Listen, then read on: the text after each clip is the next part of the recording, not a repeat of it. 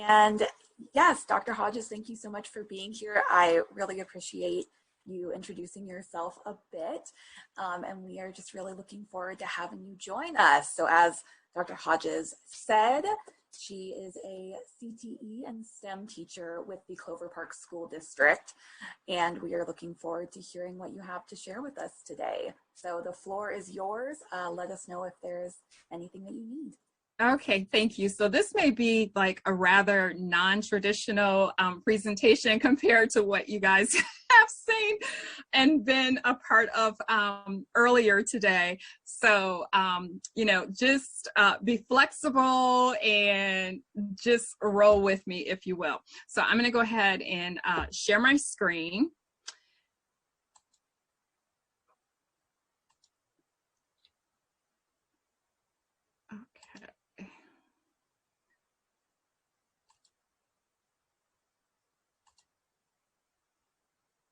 Okay, so this afternoon, the topic of this session is expanding the STEM color line, expanding the color line through STEM.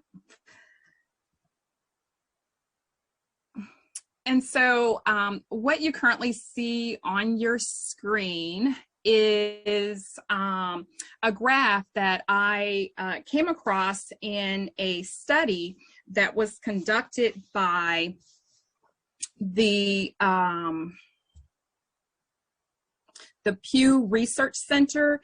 And this study is based off of federal government data that they collected on adults, a diverse group of adults ages 25 and older who currently work in STEM workforce occupations. And the survey data is from a 2-year time span of 2017-2019. And as you can see, as we think about where the color line today is in reference to STEM careers for individuals of color, you notice that African Americans, Hispanic Americans, Asians, and then individuals who identify themselves as other than non-white, than white, that the color line is not advancing that much compared to non-individuals of color who continue to be the majority in STEM careers today. And so that's one of the reasons why I'm super excited to be in a position where I am teaching STEM related classes for students as young as, interestingly enough, kindergartners in first grade through an extended day program, but during the day, middle school students, 6th, 7th, and 8th grade students. And so I conducted a questionnaire, a career interest questionnaire with my students, 6th grade, 7th grade, and 8th grade. And the question that you are looking at, the results indicate, the question was, I will go to college and major in an area for a career in. Their options that they could choose, as you can see, were science, technology, engineering, art, math, and other. And if you look at the 6th grade responses, you notice that 15% indicated that they were interested in a career in engineering, 15% art, 5% math, and 65% other. Whereas 7th grade, 12.5% science, 31.3% technology, 6.3% engineering, 12.5% art, and 37.5% other.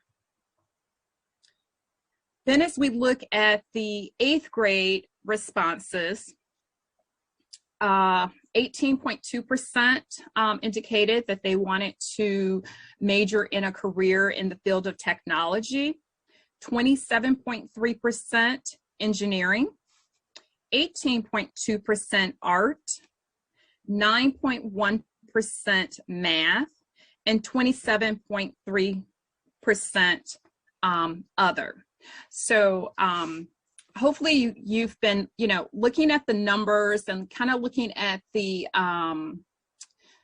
bar lines for each grade, and just kind of noticing how students are responding, and some of those areas where there was no self-election for categories. So as you think about that, I'd like for you to take out your mobile phone, if you will, and I'd like for you to select the QRC code, to scan the QRC code, and respond to the question.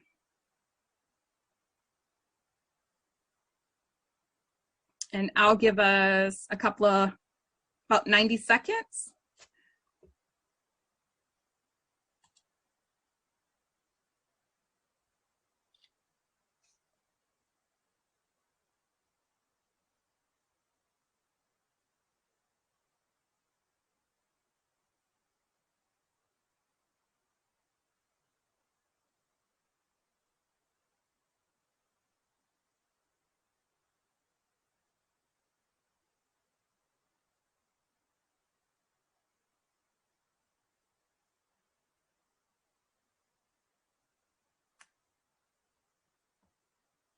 Okay, I do see some responses coming in.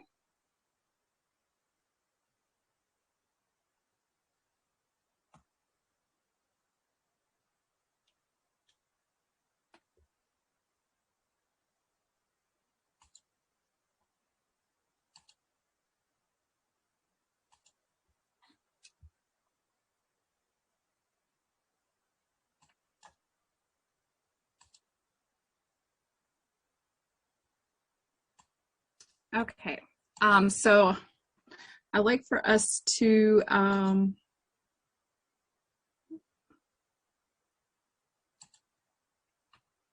see the results.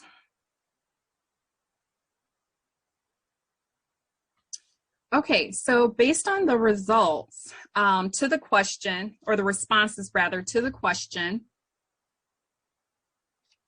what is creating a STEM gap for students of color? And some of the responses, and thank you all again for submitting responses. Some of the responses are deficient orientations, not seeing enough models, representation, uncertified teachers, lack of opportunities, exposure, personal experience, mentors, family with STEM, and lack of relevant classes. Okay, so again, thank you all for sharing.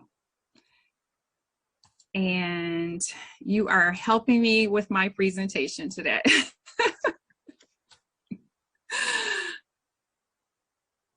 So although we noticed that some of the students, majority of the students did not select a career field in science. There was a small percentage of students that selected a career in engineering, as well as a career dealing with math. Majority of the students selected careers outside of STEM. And actually, when I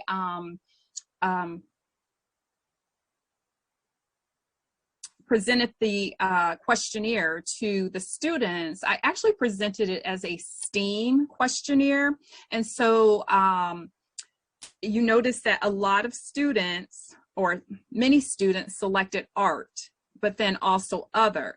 And then this is one of the word clouds that kind of captured the students' thoughts as they even responded to, well, what are two to 3 careers that you would like to explore and or potentially see yourself as a professional in your future.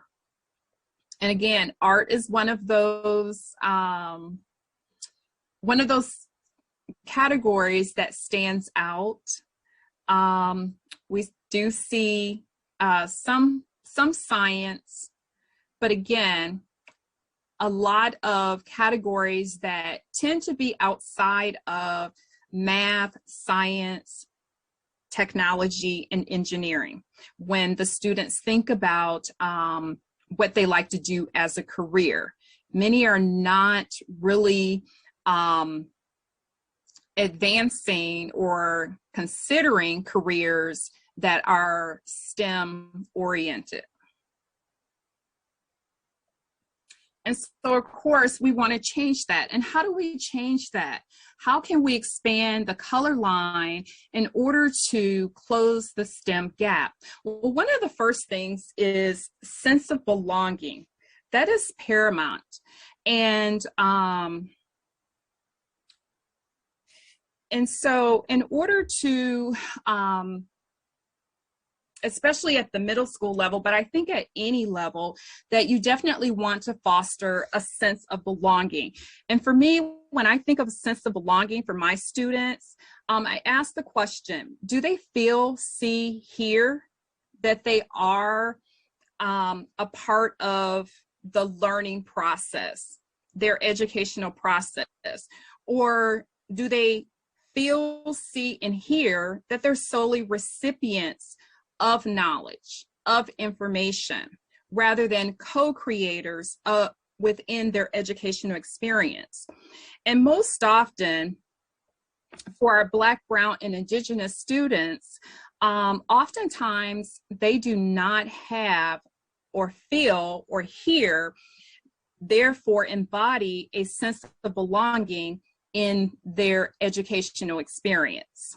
So there's a disconnect for them in their classes, especially their core classes, their math, their science classes, as well as oftentimes in their technology classes.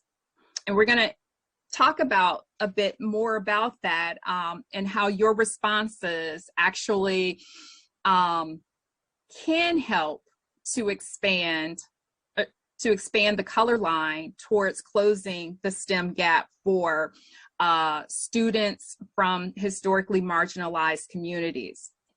So I do firmly believe that it is important that teachers do their part to create safe, accepting environments where students' multiple identities are accepted, respected, that it is an inclusionary and inclusive learning space, that teachers do their best to foster scholarly academic mindset, where teachers model by talking out loud what it means and how to be inquisitive, how to problem solve, how that process of problem solving is an iterative process and that is ongoing. Even when you think that you have arrived to the best solution, you've implemented, so you've tried that solution out, you've implemented, it's important to reflect and to go back to that starting point of identifying whether or not did this solution actually solve the problem? And if so, what else can I improve upon? But modeling so that our students are fostering an academic mindset so that they are becoming critical thinkers, analytic thinkers. One of my students, so my students were working on a project where they had to develop an app, and they could develop an app to solve any problem or purpose that they desired. and with that, they had to be specific about who is this app designed for? Who are you designing as your main audience for the app? And so I overheard the conversation that a group of students were having, and one student remarked that this app is for everyone. And so the other student, holding their group member accountable, said, no, it can't be for, yes, everyone can use it, but specifically, we must identify who our app is targeted, who is most likely to download and consistently use our app. And then also, in order to expand the color line to close the STEM gap, it is important that the curriculum is relevant, rigorous, and responsive. So with that, we want to make sure that the curriculum includes relevant information that will amply prepare our scholars to enter with the technical skills as well as the technical knowledge, and importantly, the soft skills into the workforce, that those skills are relevant. And in order for those skills to be relevant, it's also important that the curriculum is rigorous, that it challenges our students, that it challenges them, again, to have a mindset to grow, and to grow in how they are thinking about information, as well as how they are critiquing that information. And I apologize, I was trying to remove that message off the screen, so I'm just going to go back for a moment. And then also that the curriculum is responsive, that is responsive to our students' identities, that our students see themselves in the curriculum. And importantly, that we are, if need be, which most often we have to bring in additional supplemental curriculum that supports the national and the state standards, as well as the industry standards in my field, that so that our students can see themselves, and also that they understand that the information and the knowledge and the assets that they bring into the classroom, that that information is important. Those skills are important, and then build off of that.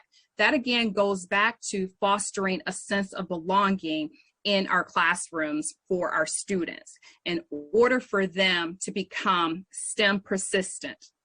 And what I mean by STEM persistent is that the students start to see themselves as STEM scholars, and they continue to build that mindset, the growth mindset that yes, this class may be challenging, but I know how to study. I'm developing my study skills. I know how to advocate for myself in the classroom, ask questions, turn and talk to my neighbor, or raise my hand, ask a question, because this question may help someone else in my classroom, but that they are learning how to advocate for themselves in the learning space. And all of these things must be modeled by the classroom teacher. We can't take for granted that our students know all of these things, but at the same time, we don't want to assume that our students do not know these things. So we have to, again, create a sense of belonging in our classroom where they know that it's a safe place for them to be vulnerable. It's a safe place for them to to raise their hand and ask a question, because we have created a culture in our classroom where they understand there is no irrelevant question. There is no quote unquote dumb question. All questions are relevant. All questions should be able to be turned into a learning opportunity for all classmates, not just the student who asked the question, but all peers. And then one of your responses, role models of color. That is vitally important. So one of the questions on the survey, which you'll see soon, is asking students to identify who are individuals that can help you to successfully achieve the career, your life, your career goals. And one of my students asked, well, what are models? What are role models or models?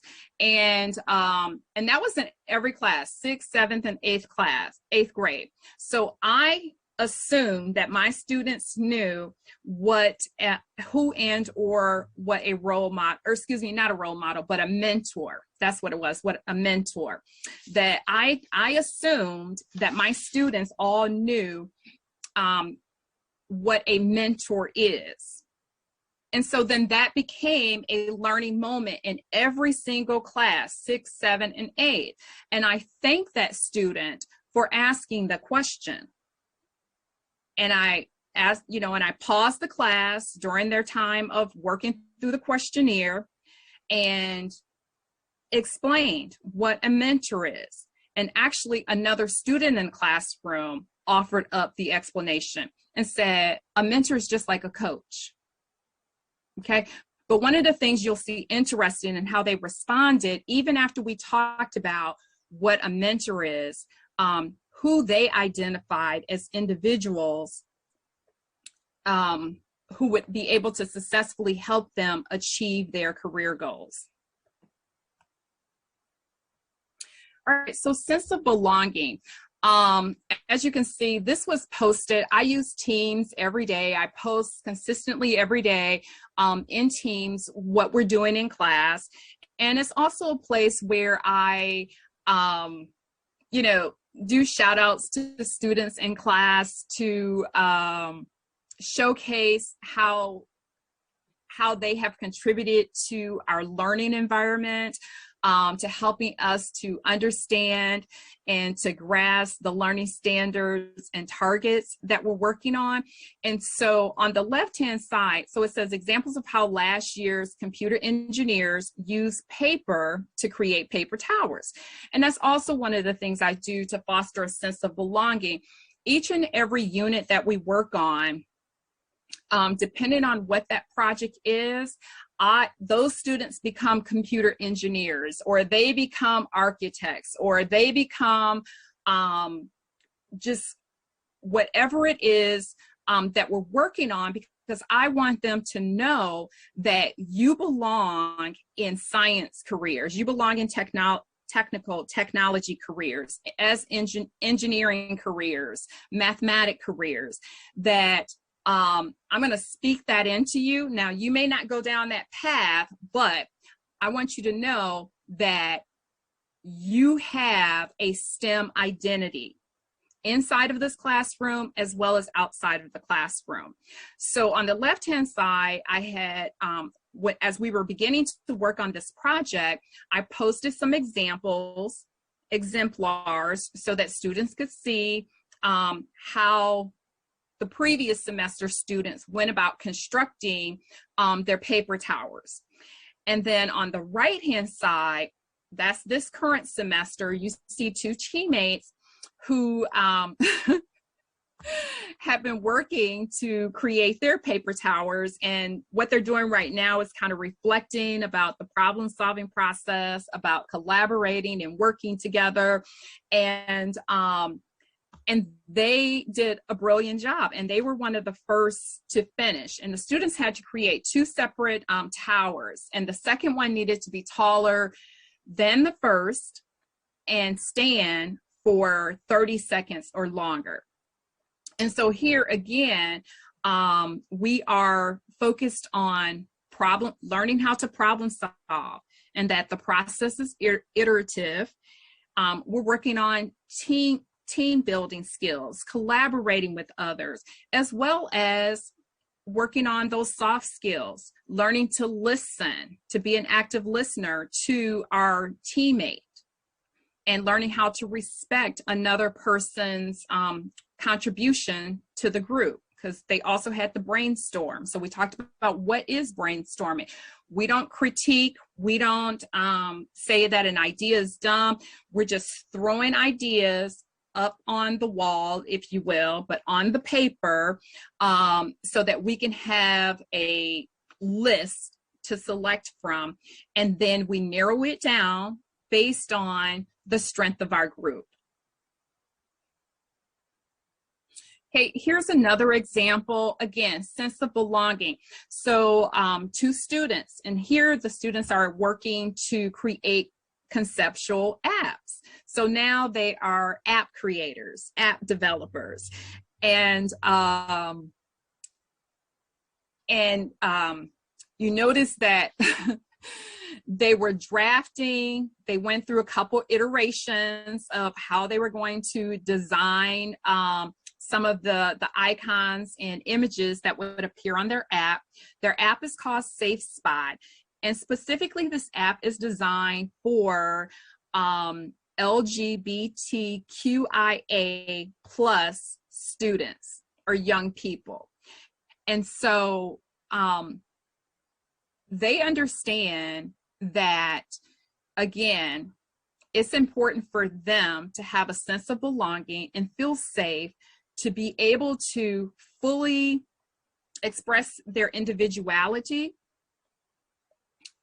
And once we provide that safe space for our students, we've taken care of the emotional, and now there's much more room, much more time for the students to be intellectually engaged in academic achievement. And so, again, this is one of their one group's app.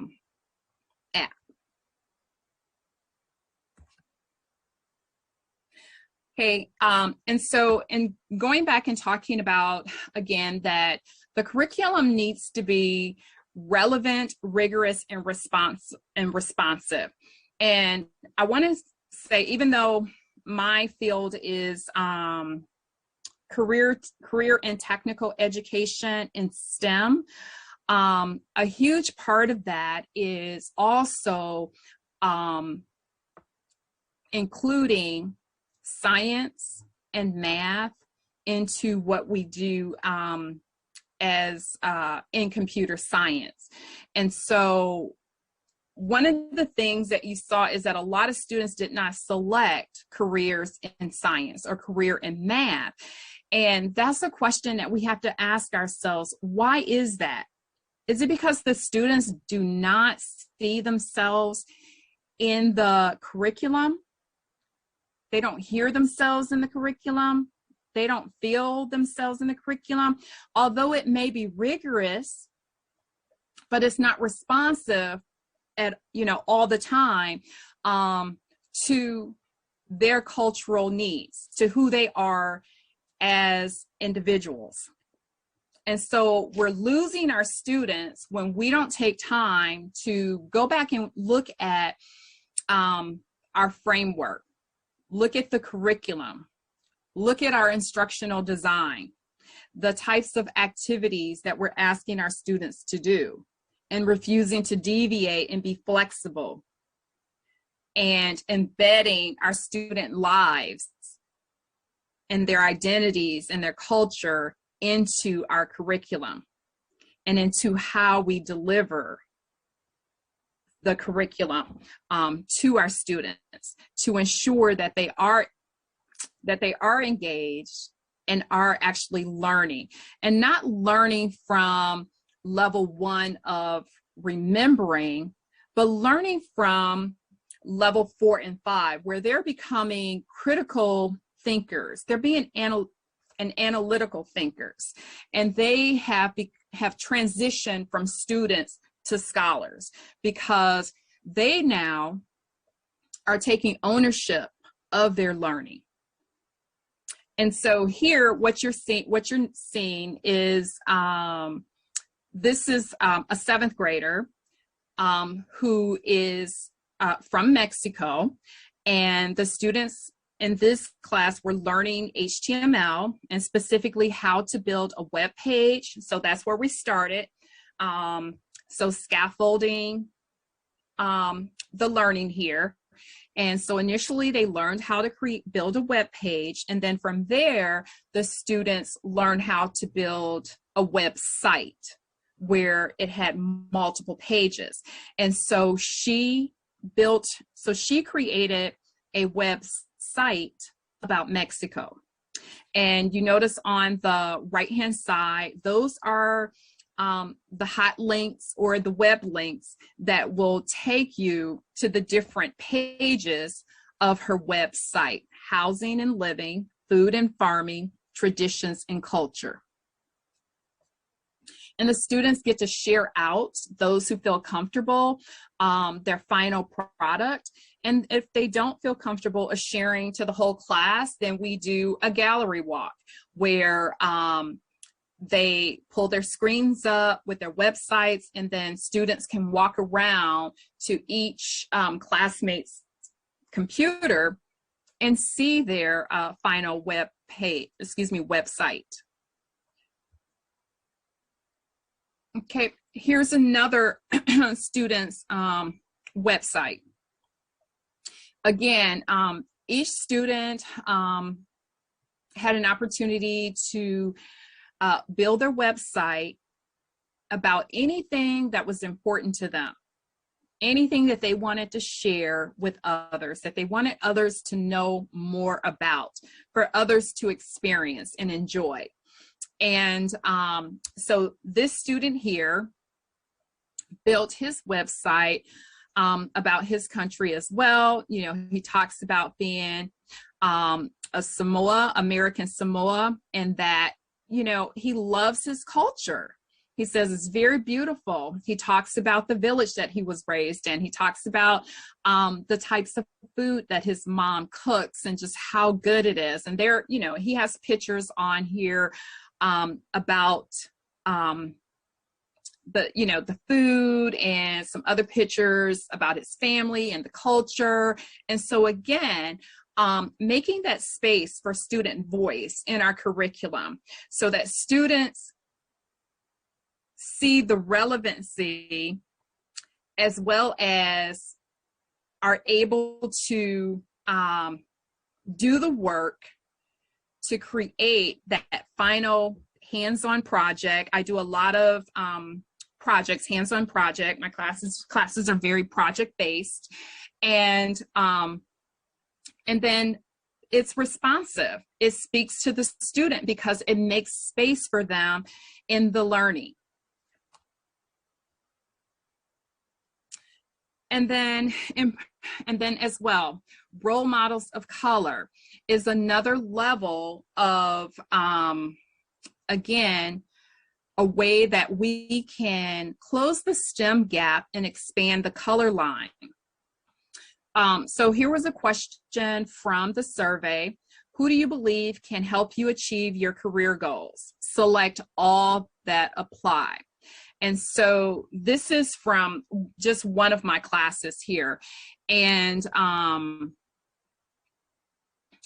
so you notice that majority of the students, even though they could select all that apply, majority of the students selected parents, second teachers, third mentors, and second guidance counselors. And so when we think about who our role models are, the people who mentor us, often those people look like us. They have something in common with us. And so that is essentially important, that as educators, we do not overlook the importance of the opportunity of pairing students up with mentors who have the same similar cultural background that they have. And because we know that while school districts are doing their best to recruit teachers of color, educators of color, so I just want to say teachers, but educators of color, because as I mentioned in the opening, Conrado Julian, he is a part of the leadership team at my school.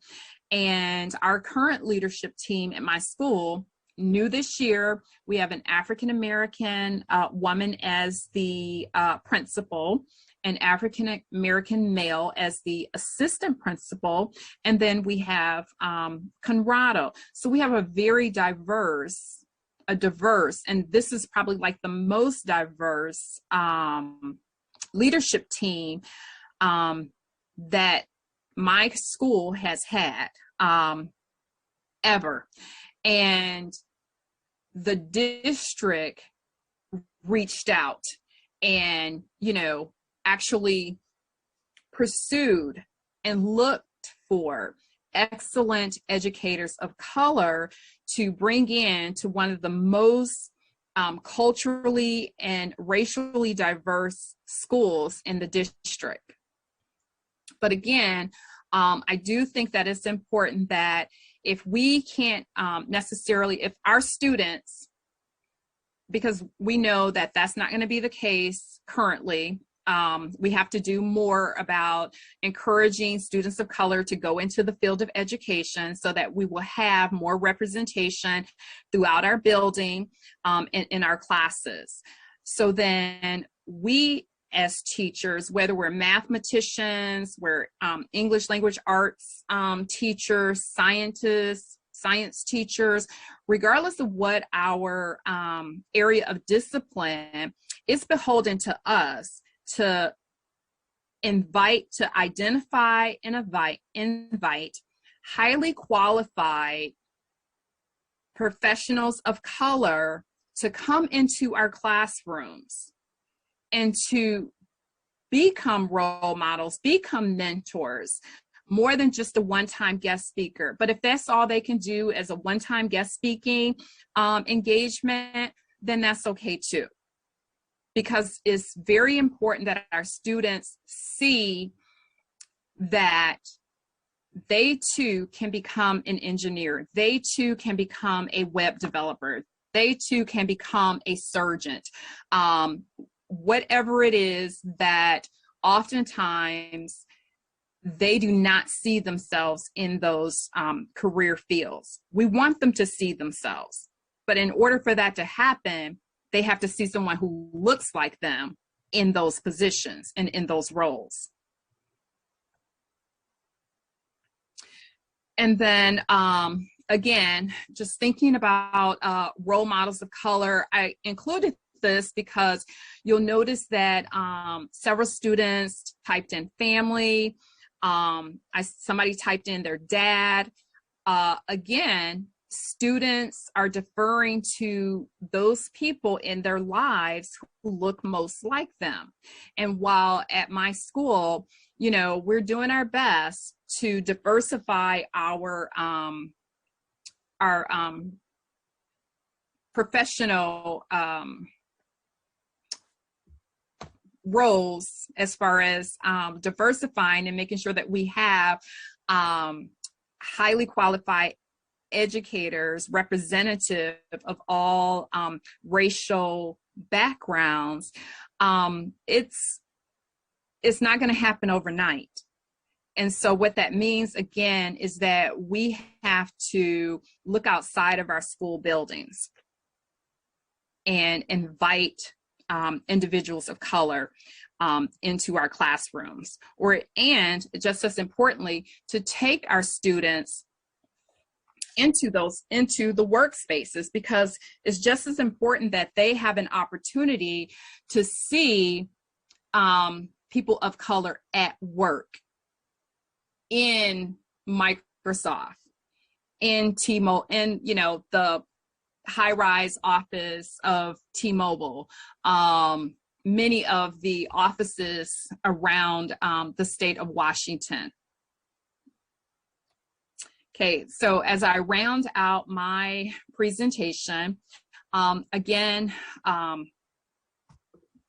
expanding the color line through STEM, I fervently believe that it begins with fostering a sense of belonging and STEM identity in our students, but not just a STEM identity, but an identity of scholarship, that our students see themselves as intellectual scholars, scholars who come to us inherent with assets, cultural assets and knowledge that we can build upon and that we can use to help sharpen their non-color of student peers. But that sense of belonging where they feel safe and they embrace their identities and they share who they are outside of just being a student, because they're human beings first, and we must embrace and value their humanity first. And when we do that, we're on our way to increasing their level of engagement, whether it's a STEM class, a math class, whatever class it is. But you're on your way to expanding their level of engagement in your course, in your class, and not just to get a good grade, but to learn so that they inherently understand the power of that knowledge becoming transferable, where they can use it in other areas, use those skills in other areas, other classes, both in school and outside of school in their lives.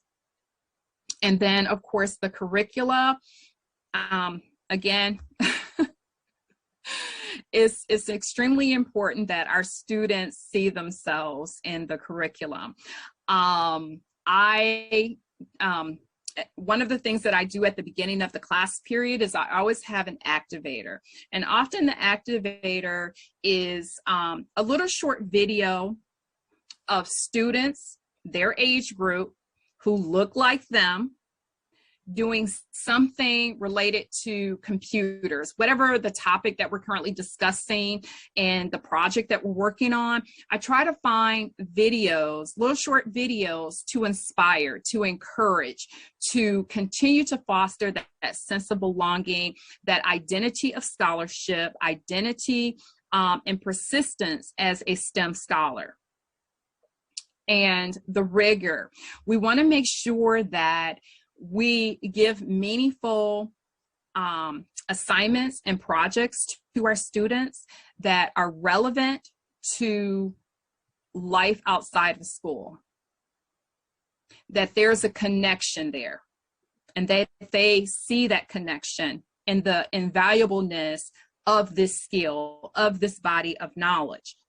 And of course, just as importantly, how having this skill and this knowledge is going to help prepare them for their transition from middle school to high school to their post-secondary education, whether it's in the military, technical, vocational, 2-year or 4-year institution.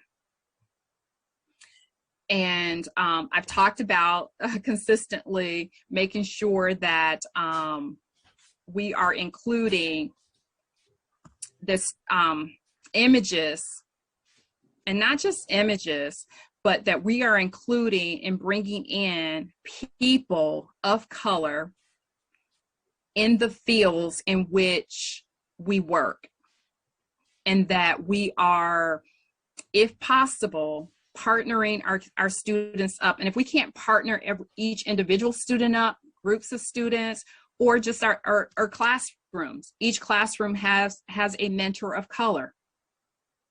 But we have to make sure that we do a little bit more than just expect it to be delivered to us in, online and or in a book. And I'm not dismissing online because that's another way that our students can connect with mentors outside of engaging in TikTok and YouTube videos and whatnot.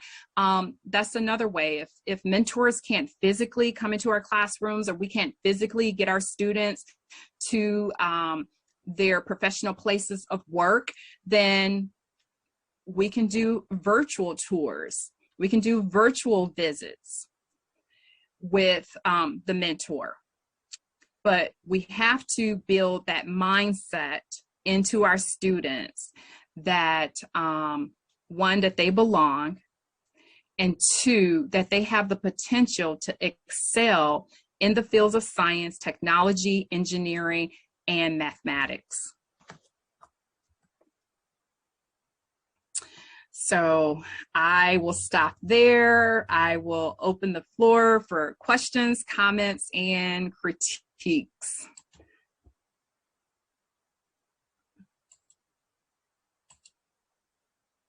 And I'll stop sharing.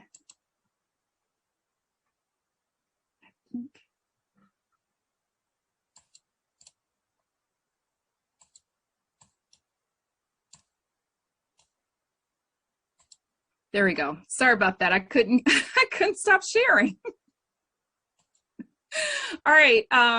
So any questions, concerns, or critiques?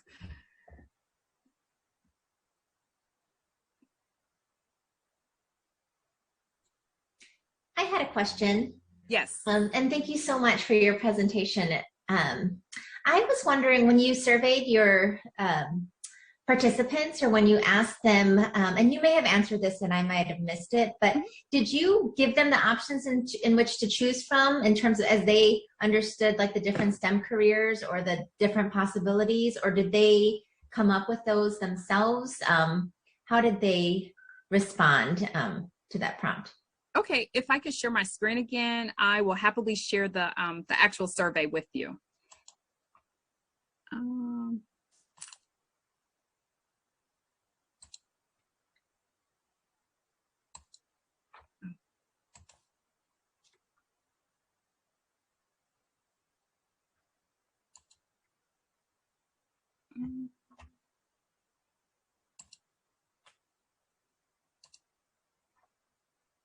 I'm sorry, I don't know how to, this bar here, I don't know how to move that. So I'm sorry. Okay, so this is the survey. It says we are the future.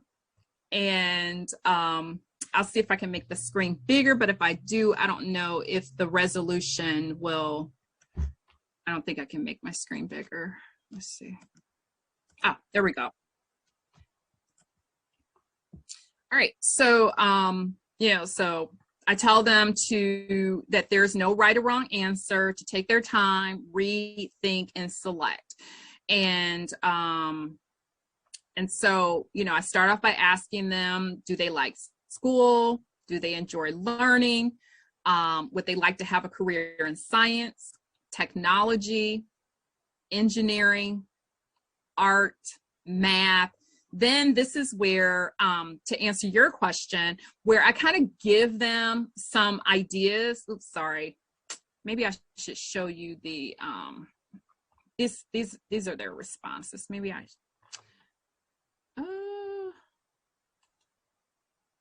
okay, here we go. All right, so this is what the students saw.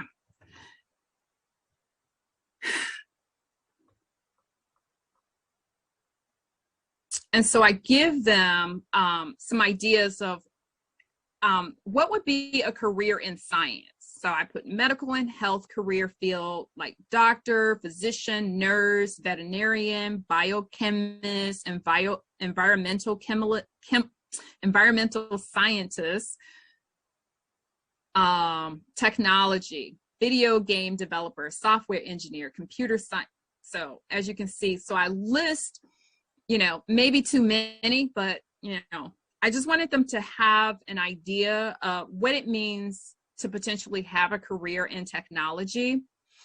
And they could ask me a question, which I did tell them, you're welcome, because it's not a test or a quiz. If you're unsure about something, please ask me and I'll do my best to explain it. Okay, so types of careers in engineering. And as I mentioned earlier, I did STEAM, and so types of careers in art, in math,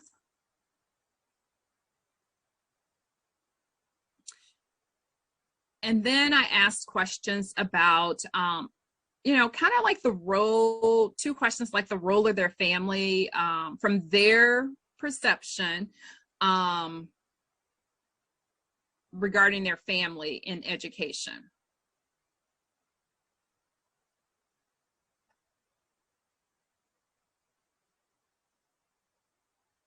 Okay, so then this is one of the responses that I did share with you where they, you know, selected.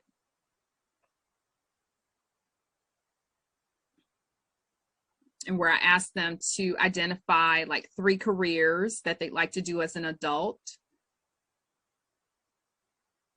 and why they selected those careers. And I can show you, you know, some of their responses of why they selected the careers that they did.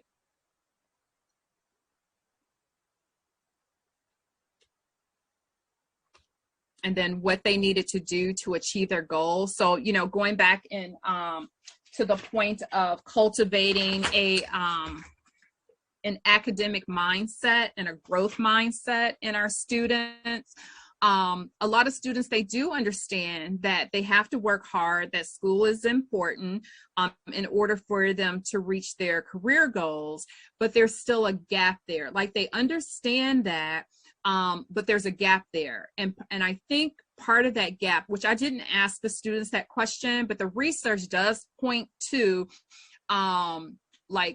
irrelevant, like the curriculum is not relevant, it's not culturally responsive. Students don't really see themselves in the curriculum. There's no relevancy, there's no connection to what they'd like to do in the future.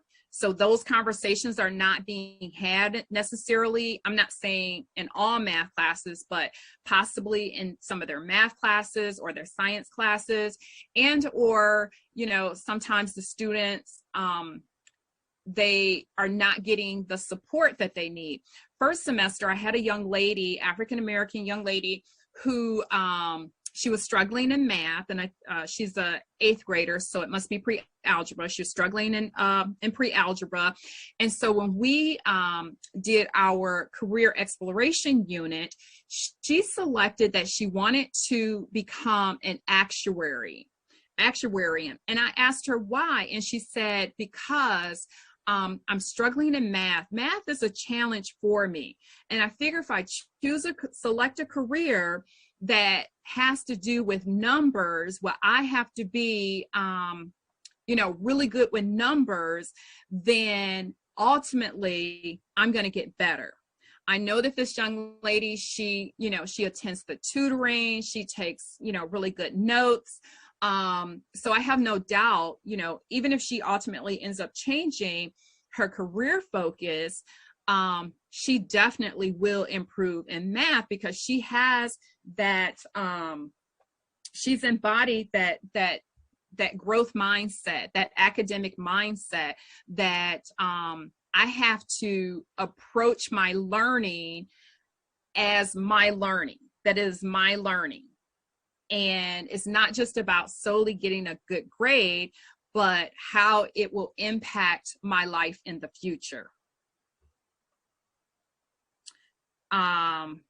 And then this is where the last question was.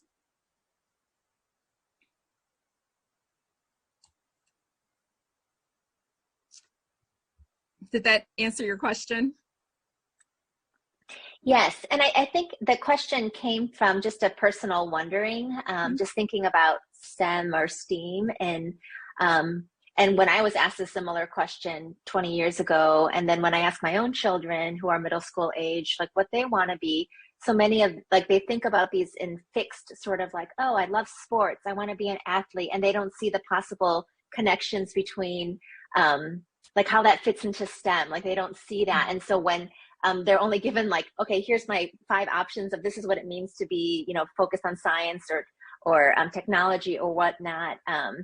Like, so I just wondered if they voiced it themselves as like a possibility of a connection across disciplines and across interests, Mhm. Or whether it was just, given sort of titles or jobs, traditional jobs associated with those areas.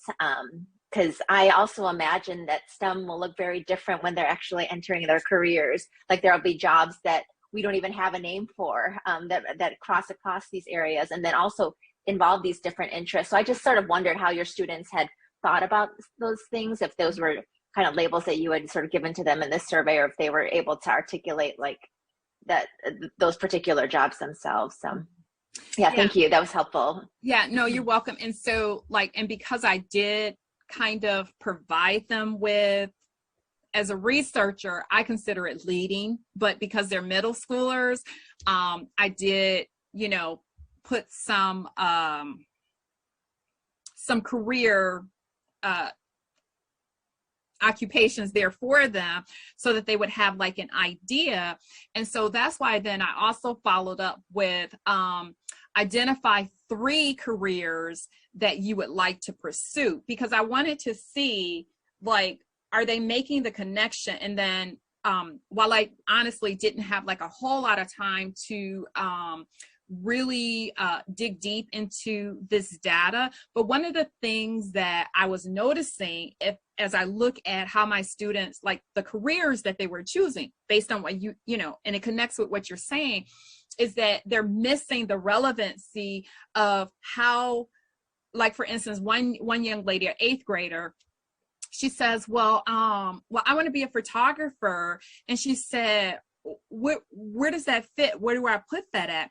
And I said, photography is an art. And I said, however, depending on what type of photographer you want to be, it also falls under technology, because most cameras are digital now, and you have to use some type of computer, and many artists, they enhance and do different things with their photos to change what that original picture looked like using computer technology and software.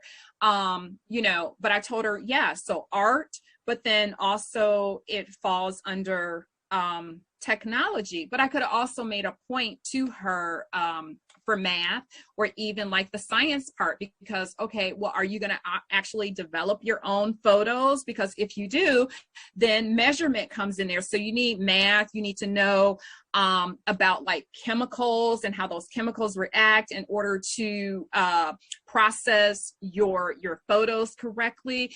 And so that's why I'm saying, like, I don't know, because I'm not in every classroom. I don't know if we meaning educators, if everything that and I say everything, I feel like the super teacher sometimes, but like if we are consistently making connections so that our students can see, well, this is why you need to learn algebraic equations, because if you plan to go into the military, then you will need to be able to figure out how to, do this or that. Like, I can't think of the actual career, but there is a career where they actually have to use algebraic equations. But even like to be an aviator. Last week we had a career day on campus, and so, he even talked about the importance of math, the importance of, a little bit of science. I always think about the scientific method, but, being good problem solvers and being able to kind of figure out what's happening with your plane. You don't want to just only know how to fly a plane, but the mechanical part side of it too, because that makes you a better pilot. So that's one of those things that I think that if we made those connections, and I'm not saying that educators are not doing this in the classroom, but if we consistently made those connections, why we're doing this and how this is used in these types of careers, or if a kid, has shared what they want to do, again, using what they share, what they offer up about themselves, and folding it into our our lessons and our activities so that they have this sense of belonging and they become more connected with the learning targets, with the material, because now it's personal. It's more about them. And I could talk forever, so I don't know if I answered your question.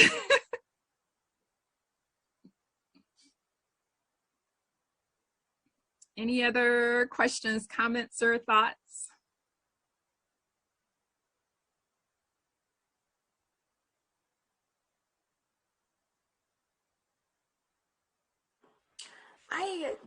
And this is a half-formed question at best. One of the things I love about your presentation is how, these kind of three areas of sense of belonging, relevant, rigorous, curriculum, as well as mentors and role models of color, how that is so applicable across disciplines and also across age groups. And so I think I'm thinking specifically about age groups, and I'm just curious, is there any differentiation that you've seen or that you've come across in research about how we can encourage expanding this color line when thinking about elementary or younger ages versus kind of these middle ages versus secondary and beyond? Again, it seems like these things are relevant across any age group, but I would just be curious if there is any differentiation that you know of. No, not specifically. Like I said, and I don't know if I'm answering your question correctly, but like right now, I teach as part of an extended day STEM program for kindergartners, and I'm teaching science. I'm not even teaching technology, but I use technology and I'm demonstrating how technology works. Majority of my students are students of color, and so we do a lot of like hands-on projects, if you will. So like materials are sent to their school because we do it virtually, and so materials are sent to their school, and so I try to make sure that, like, if I'm reading a book to them about if we're studying liquids and the properties of liquids, that the book is representative of who they are as students, as this diverse group of students. Like even the little short videos that I pick, and and I'm always scrolling through because I want to find videos that represents my students, and not that they wouldn't be engaged if the people on the screen didn't look like them, but for me, it's just constantly fostering that sense of identity that I'm an academic scholar, I'm an intellectual, I am a STEM scholar. When I send out reminders on Wednesday to the parents, about the upcoming class, at the end, I always greet my students as STEM scholars, even like the kindergartners and the first graders. And then I always put some kind of, image at the bottom, again, that looks like them. But I don't know. Like I said, like when I worked in Wisconsin, I was actually a part of a diversity recruitment program that the district had put in place and asked me if I would be a part of it. And so during that time, so on the billboard, it was myself, a young Hispanic first year young lady, this older white veteran male teacher. Yeah, it was just the three of us. So we represented diversity, and and because the area in which I was working at that time, it was growing more diverse because of the industry. General Motors is, and so a lot of families were relocating from different states to come and work at this particular General Motors manufacturing company. And so therefore, areas in this traditionally white school district now was coloring. It was becoming colored. And many of the educators had no background, no working experience, no educational training, if you will, and no personal experience of working with students of color. And so, so I became a part of this this movement, if you will, to recruit. And I don't think I answered your question, but No, that was great. And again, I think ultimately what I just love is how universal this, these ideas are, and that yes, that picture book is going to look different if you're speaking to kindergartners versus examples to high schoolers. But I love they're all, STEM scholars, right? I love that. So thank you. At least they're trying to, implant that mindset so that they can see themselves putting things together, taking things apart, creating like you. I don't know if any of you have kids, but just to watch them take very simple resources and materials and create a bridge out of paper and the little toilet paper, cardboard, rolls, and just even how they talk about it and what's the purpose of, this part of the bridge and all of that. I mean, we have to encourage it, and we have to protect it and not smother it with, this is what you need to know, remember this. And then we, destroy that creative, that innovative, that, that spirit to be analytical and critical when it comes to, life and work and play.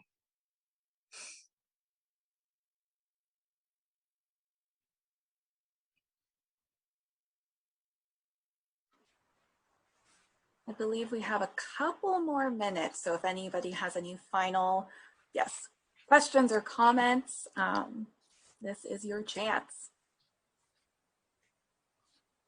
Oh, and so just because I just totally kind of like got into my talk, so I chose my title, Expanding the Color Line, specifically from Dr. W.E.B. Du Bois's seminal work, The Souls of Black Folks, because he was a staunch advocate for racial progress. And so, when you look at those statistics of who shows up in STEM career occupations, that line is not moving. I mean, it's not moving much at all. Yes, there's been some growth, but for the most part, it's not moving. So, but I do believe that in our state that we are, like forging ahead and implementing the importance of equity and what that looks like, and the practice and inclusionary practices, like you said, across all curriculum areas, to ensure that we're affording all of us, our students, an equitable educational experience and outcomes. So if they choose to go into STEM related careers or others, that's okay. All right. Well, thank you all for being present. I really appreciate the opportunity to share the work that I'm doing with my students, or that we're doing together, because they are co-creating, because they'll say to me real quick, well, do we have to do it this way? Can we? And so I'm like, hey, I'm flexible. If you want to use that software, if you want to present this way or what have you, because it is their educational experience. I just want them to leave with transferable knowledge and skills.